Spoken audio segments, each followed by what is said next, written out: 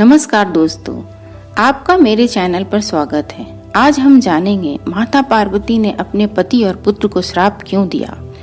माता पार्वती एवं भोले शंकर के प्रेम का स्वरूप ही है कि भोले शंकर के आधे अंग पर मां पार्वती विराजती हैं और भोले शंकर अर्धनारीश्वर कहलाते हैं। लेकिन एक बार कुछ ऐसा हुआ कि माता ने भोलेनाथ को एवं उनके साथ साथ उन्होंने अपने ज्येष्ठ पुत्र कार्तिकेय, भगवान विष्णु और रावण को भी श्राप दे दिया। चलिए जानते हैं ऐसा क्यों हुआ।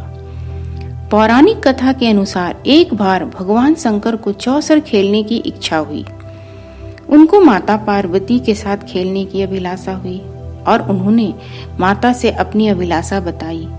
माता तैयार हो गईं। दोनों के बीच खेल शुरू हुआ, परंतु भोलेनाथ उस खेल में अपना सब कुछ माता पार्वती से हार गए।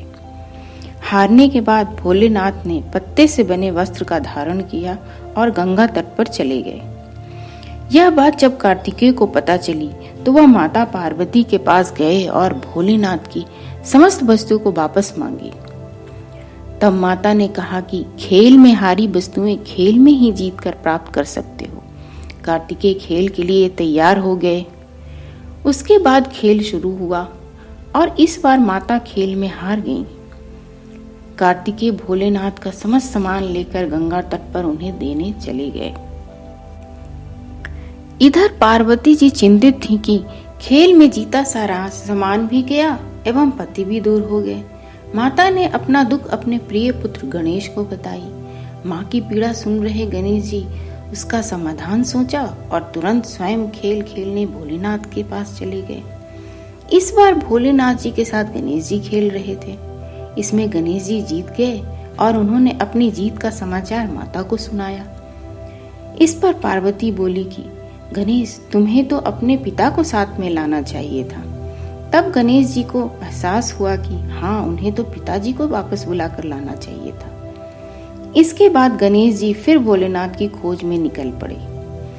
भोलेनाथ से उनकी भेंट हरिद्वार में हुई। उस समय भोलेनाथ भगवान विष्णु व कार्तिकेय के साथ थे। गणेश जी ने भोलेनाथ से वापस चलने को कहा, परंतु पार्वती से नाराज भोलेनाथ ने लौटने से मना कर दिया। भोलेनाथ के भक्त रावण ने गणेश जी के वाहन मूषक को बिल्ली का रूप धारण करके डरा दिया। मूषक गणेश जी को छोड़कर भाग गए। गणेश जी ने माता के उदास होने की बात भोलेनाथ को बताई। इस पर भोलेनाथ बोले कि हमने नया पासा बनवाया है। अगर तुम्हारी माता पुनः खेल खेलने को सहमत हो तो मैं वापस चल सकता हूँ। गणेश के आश्वासन पर भोलेनाथ चलने को तैयार हुए। इधर भगवान विष्णु भोलेनाथ की इच्छा से पासा का रूप धारण कर लिया। भोलेनाथ माता पार्वती के पास पहुंचे और खेलने को कहा। इस पर माता पार्वती ने उनसे पूछा कि अब उनके पास खेल में हारने के लिए क्या है। माता की इस प्रश्न पर भोलेनाथ चुप हो गए। इस पर वहीं खड़े नारद जी ने अपनी वीणा शंकर भगवान को सौंप दी और खेल शुरू हुआ। इस खेल में भोलेनाथ हर बार जीतने लगे तो गणेश जी सारी बात समझ गए कि विष्णु भगवान पासा के रूप में हैं। उन्होंने पासे रूप में भगवान विष्णु का रहस्य माता को बता दिया। यह सब सुनकर माता पार्वती को क्रोध आ गया। उस समय रावण ने माता को समझाकर शांत करने के प्रयास किया, परंतु क्रोध शांत नहीं हुआ तथा क्रोध बस उन्होंने भोलेनाथ को श्राप दे दिया।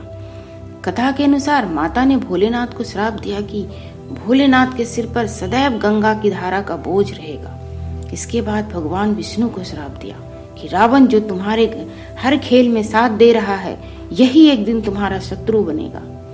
फिर रावण को श्राप दिया कि जिसका तुम आज नारद जी को श्राप दिया कि तुम कभी भी एक जगह पर टिक कर नहीं रहोगे। वहीं उनका क्रोध शांत नहीं हुआ। उन्होंने अपने पुत्र कार्तिकेय को भी श्राप दे दिया कि तुम हमेशा बाल्य रूप में ही रहोगे। इस तरह माता ने सबों को श्राप दे दिया। दोस्तों, हमें भी इस कथा से शिक्षा लेनी चाहिए कि अपने रिश्ते से कभी भी छल नहीं करना चाहिए। सिर्फ रिश्ते ही क्यों, हमें किसी से भी छल नहीं करना चाहिए।